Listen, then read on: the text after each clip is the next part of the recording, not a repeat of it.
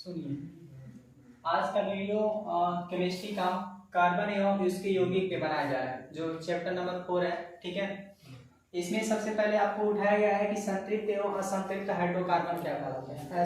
संतृप्त या असंतृप्त कार्बनिक यौगिक किसे कहते हैं।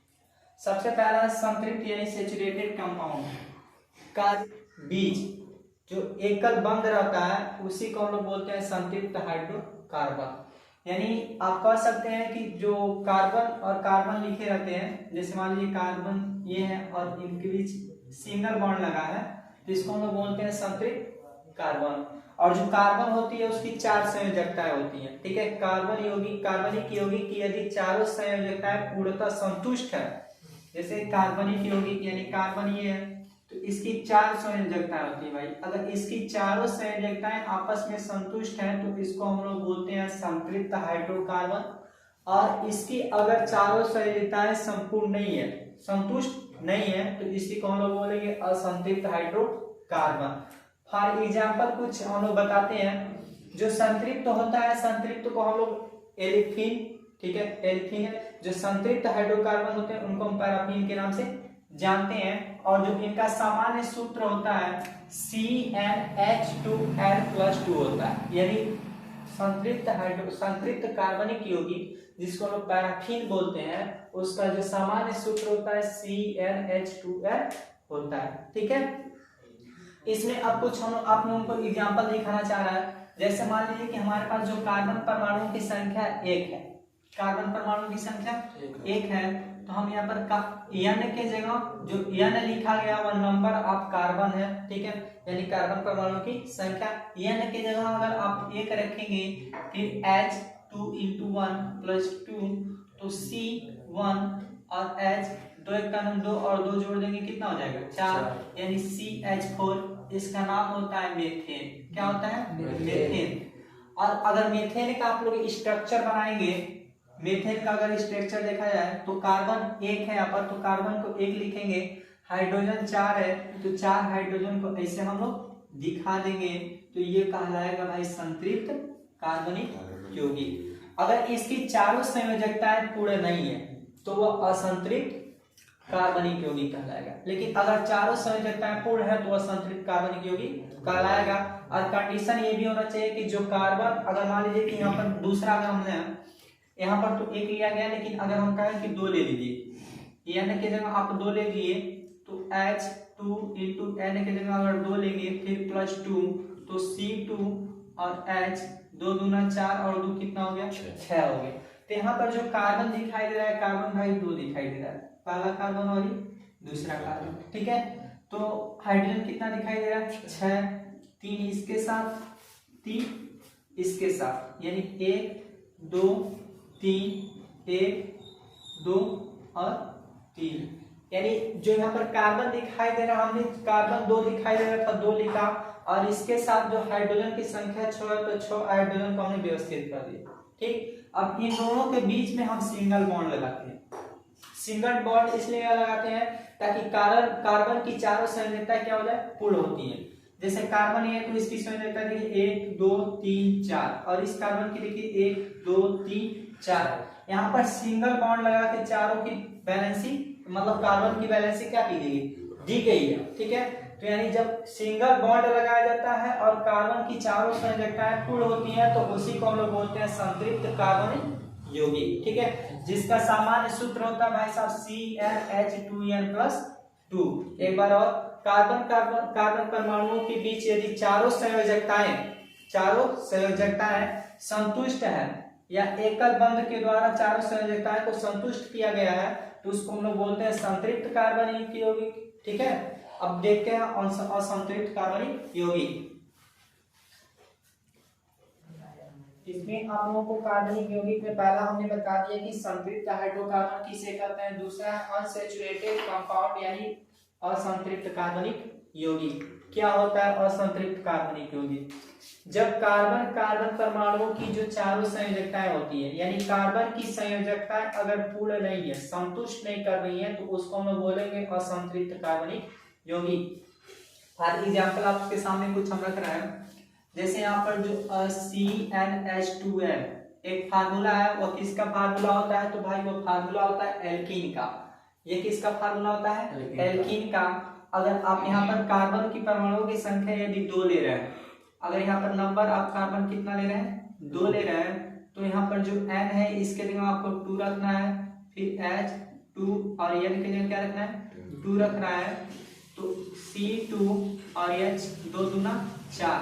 अगर इसकी आपको संरचना बनानी है, इसको स्ट्रक्चर में देंगे आप, तो कार्बन 2 है तो कार्बन को 2 हमें यहाँ पर दिखा देंगे, और हाइड्रोजन 4 है तो 1 2 इधर और 2 चला जाएगा इसके साथ। अब यहाँ पे देखिए कि जो कार्बन की संयोजकता होती है, हमने बताया कि कार्बन की वैलेंसी 4 होती है। कार्बन की वैलेंसी कितना होती है भाई? 4 होती है। यहाँ पर जो कार्बन, पहला वाला कार्बन देखिए, इसके साथ 1 और 2 ही हाइड्रोजन परमाणु है। अभी हमको 2 की क्या है? जरूरत है। इसके साथ देखिए 1 और 2, इसके साथ भी कितने की आवश्यकता है? 2 की। तो यहाँ पर जो कार्बन परमाणुओं की जो संख्या होती है, मतलब जो कार्बन होते हैं, कार्बन की संयोजकता अभी संतुष्ट नहीं हो रही, तो ये असंतृप्त होगा। तो इसको संतुष्ट करने के लिए अगर हम अलग से कुछ लगाते हैं तो इसको हम लोग बोलते हैं कि असंतृप्त हाइड्रोकार्बन। अब यहाँ पे देखिए 4 को होनी चाहिए, 4 होनी चाहिए, तो 1 2 3 4, इसका देखिए 1 2 3 4। अब ये हो गया संतृप्त। क्या हो गया? संतृप्त। लेकिन ये क्या आएगा? असंतृप्त कार्बन यौगिक। अब यहाँ पे जो ये बॉन्ड लगा है, इस हम लोग को बॉन्ड को बोलते हैं डबल बॉन्ड। क्या बोलते हैं? Double bond. Double bond. इसको हिंदी में बोला जाता है कि द्विबंध। क्या बोला जाता है? द्विबंध। एक बार और बोलते हैं, जब कार्बन कार्बन की चारों परमाणु की चारों संयोजकताएं कि अगर संतुष्ट नहीं होती, अपूर्ण रहती हैं, तो उसको हम लोग बोलते हैं कि असंतृप्त कार्बन यौगिक। ठीक है। अब यहाँ पे जैसे हमने एग्जांपल एक दिखाया कि CnH2n, हमने एक स्ट्रक्चर बनाया, तो यहाँ पर देखिए ये स्ट्रक्चर बना। ठीक है। इस स्ट्रक्चर में, इस संरचना में आपने देखा कि जो कार्बन है उसके साथ सिर्फ 2 ही हाइड्रोजन आ रहा है, 2 की क्या हो जा रही है? कमी हो जा रही है। तो उन 2 की कमी को पूरा करने के लिए हमने डबल बॉन्ड लगाया। क्या लगाया गया? Double bond. और ये जो डबल बॉन्ड लग रहा है, तो इसको हम लोग बोलते हैं कि असंतृप्त कार्बन यौगिक। कार्बनिक यौगिक में क्या होता है? मतलब संतृप्त में क्या होगा कि संतृप्त में जो चारों वैलेंसी इसकी क्या होगी? एक सिंगल बॉन्ड के द्वारा चारों को क्या किया जाएगा? संतुष्ट करा दिया जाएगा। जैसे यहाँ पर हाइड्रोजन, फिर यहाँ पर हाइड्रोजन, यहाँ पर हाइड्रोजन, और इसके साथ और इसके साथ, यहाँ पर चारों, इस कार्बन की चारों संयोजकताएं देखिए पूर्ण है। 1 2 3 4, 1 2 3 4। यहाँ पे कहीं भी आपको डबल बॉन्ड, ट्रिपल बॉन्ड नहीं लगाने की जरूरत है। इसकी चारों वैलेंसी क्या है? पूरा। तो इसको हम लोग बोलेंगे संतृप्त कार्बन, और जिसकी वैलेंसी अनकंप्लीटेड रहेगी उसको हम लोग बोलते हैं डबल बॉन्ड लगाकर उसको असंतृप्त कार्बनिक यौगिक बोलते हैं। ठीक है। अब यहाँ पर देखिए जो अनसैचुरेटेड कंपाउंड है वो 2 प्रकार के होते हैं। 2 टाइप्स ऑफ अनसैचुरेटेड कंपाउंड्स, यानी 2 प्रकार के होते हैं का असंतृप्त कार्बन यौगिक। पहला होता है, इसके ग्रुप का सदस्य होता है भाई एल्कीन, और दूसरा होता है एल्काइन। ठीक है। एल्कीन और एल्काइन। एल्कीन जो रहता है, एल्कीन में डबल बॉन्ड लगाया जाता है, और एल्काइन में लगाया जाता है ट्रिपल बॉन्ड। इसके क्या एल्केन, एल्कीन यही इसका नाम ही है। इसको हिंदी में अगर आप लिखेंगे एल्कीन को, तो एल्कीन ऐसे लिख लेंगे, एल्कीन। और तीसरा एल्काइन है तो उसको आप लोग ऐसे लिख लेंगे एल्काइन, बस एल्काइन। ठीक। अब यहाँ पे एल्कीन में आप लोग एक बात याद रखिएगा कि एल्कीन जब भी रहता है उसमें डबल बॉन्ड, और जो एल्काइन रहता है उसमें ट्रिपल बॉन्ड लगाया रहता है। और एक जो यहाँ पर बताया गया एल्केन, जो सैचुरेटेड में होता है उसका नाम पड़ता है एल्केन। एल्केन, या इसको हम लोग बोलते हैं पैराफीन। क्या बोलते हैं? पैराफीन। एल्केन या पैराफीन। तो इसमें हम लोग क्या करते हैं कि इसमें हम लोग एल्केन नाम देते हैं, इसमें एल्कीन, और इसका एल्काइन। एल्केन में हम लोग क्या करते हैं कि सबको सिंगल बॉन्ड में रखते हैं, एल्कीन में डबल बॉन्ड लगा के संतुष्ट करते हैं, और एल्काइन में ट्रिपल बॉन्ड लगा के संतुष्ट कराया जाता है। ठीक है। अब यहाँ पे जो हमने पढ़ा है सबसे पहले एल्केन। ठीक है। एल्केन का फार्मूला भाई सामने ये लिखा है कि CnH2n+2। अब उसका हम लोग नामकरण करेंगे। एल्केन का जो यौगिक आएंगे, एल्केन में जो यौगिक आएंगे उनका हम लोग नाम कैसे रखेंगे उसी को सिखाया जाएगा यहाँ पर नाम देने के लिए आपको। ठीक है। तो इसको ध्यान से सुनिएगा और ध्यान से सुनिएगा। सबसे पहले आप लोग ये देखिए कि अगर कार्बन की संख्या एक रहेगी तो उसको हम लोग बोलते हैं मेथ, एक रहेगी तो क्या बोलेंगे मेथ, और दो रहेगी तो उसको हम लोग बोलेंगे एथ, तीन रहेगी तो उसको हम लोग बोलेंगे प्रोप, और चार रहेगी तो उसको हम लोग बोलते हैं ब्यूट, और आगे अगर पांच रहेगी तो उसको हम लोग बोलते हैं पेंट, अगर छह रहेगी तो हेक्स, अगर सात रहेगी तो उसको हेप्ट, अगर आठ रहेगी तो उसको हम लोग बोलते हैं ऑक्ट, अगर 9 रहेगी तो उसको हम लोग बोलते हैं नॉन, और 10 रहेगी तो उसको हम लोग बोलते हैं डॉग, DOC डॉग। बस इतना ही रहेगा, इससे ऊपर नहीं। 10 तक रहेगा, 10 से आगे आपको नहीं मिलेगा, ठीक है। यानी इसको हम लोग बोलते हैं हिंदी में मेथ, सेम नाम eth, prop, but, pent, hex, hept, और नॉन। यहाँ पे आप लोगों को इतना अगर याद रखेंगे तो आपको नोमेनक्लेचर में कहीं परेशानी नहीं होगी। नोमेनक्लेचर अभी नहीं खुद ही बताएंगे क्या करना है, ठीक है। Meth, eth, prop, but, pent, hex, hept, oct, non, dec, ठीक है। इसमें से अगर आपको तैयार रखेंगे उसके बाद आप लोगों को हम फार्मूला दिखाते हैं। फार्मूला इसका आप लोगों ने ये देखा है कि सूत्र इसमें होता है, एल्केन का जो सूत्र होता है वो होता है CnH2n+2। ये किसका होता है? तो ये एल्केन के क्या होते हैं? सूत्र होते हैं। CnH2n+2 एल्केन्स रेडिकल्स होते हैं, उनका ये सूत्र होता है। देखिए आपको बताया गया कि पहला जो रहेगा उसको हम लोग मेथ बोलते हैं, दूसरा पे एथ, और तीसरा पे प्रोप, और चौथा पे ब्यूट, पांचवा पेंट, छठवां पे हेक्स, और सातवां पे हेप्ट, आठवां पे एथ, और नौवां पे नॉन, और 10वां पे डॉग इसको बोलते हैं। इसी में हम आप लोगों को सबसे पहले अगर आप दिखाते हैं कि ये अगर यहाँ पर सूत्र लिया गया है तो कार्बन परमाणु की संख्या अगर आप एक लेते हैं, क्या लेते हैं? एक। तो यहाँ पर अगर आप एक रखेंगे तो C1H2 इंटू N का अगर वैल्यू एक लेंगे +2 तो C और 2 एक का 2 और 2 जोड़ेंगे तो 4 हो जाएगा, यानी CH4 हो जाएगा, ठीक है। अब इसका अगर नाम देने की बात है तो नाम क्या देंगे ये ध्यान से सुनिए। कार्बन अगर एक है तो उसका हम नाम क्या देंगे? मेथ, ठीक है। क्या देंगे? मेथ। अगर आप ये पढ़ के आ रहे हैं, पढ़ रहे हैं हम लोग एल्केन, क्या पढ़ते हैं? एल्केन। तो एल का हटाकर एन ले आके यहाँ से यहाँ जोड़ देते हैं, यानी बन जाता है मेथेन। क्या बन जाता है? मेथेन। दूसरा एग्जांपल एकदम ध्यान से सुनना हो, CnH2n+2।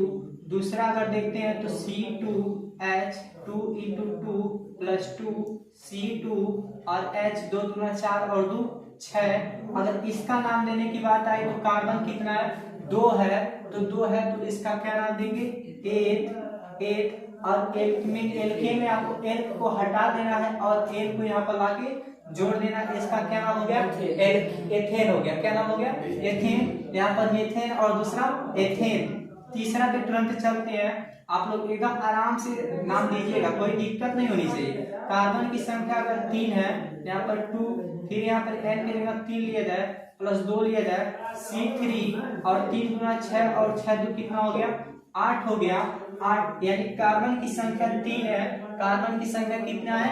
3। तो इसको हम लिखेंगे प्रोप, और उसमें लिखने के बाद आपको क्या जोड़ना है? N जोड़ देना है, तो ये बन जाएगा प्रोपेन, ठीक है। अगर हिंदी में अगर आप कहेंगे तो हिंदी में दूसरा नाम हम दिलवा रहे हैं आपको।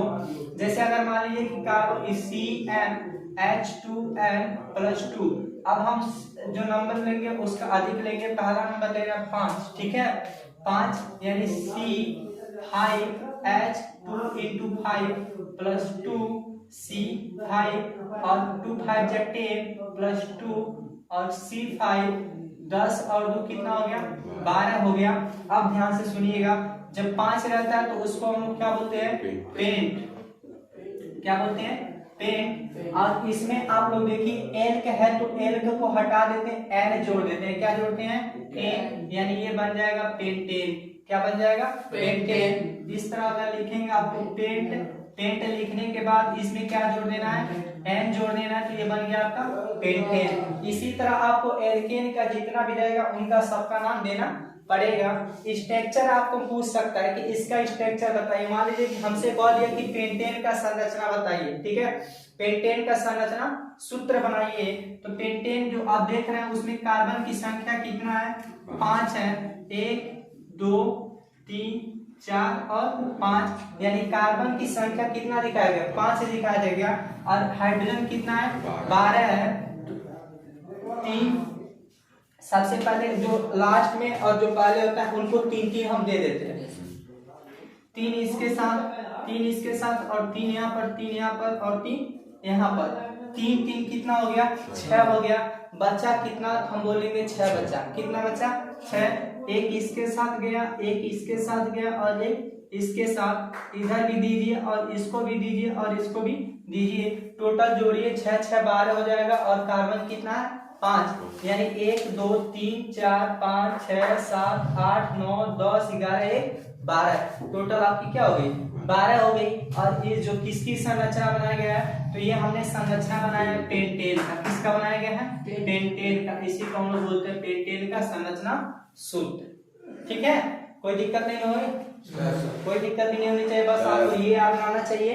और जो एल्केन होता है, ठीक है, एल्केन में आपको ये याद रखना है कि एन के हटाकर उसमें क्या जोड़ना है, एन जोड़ना है। ठीक है।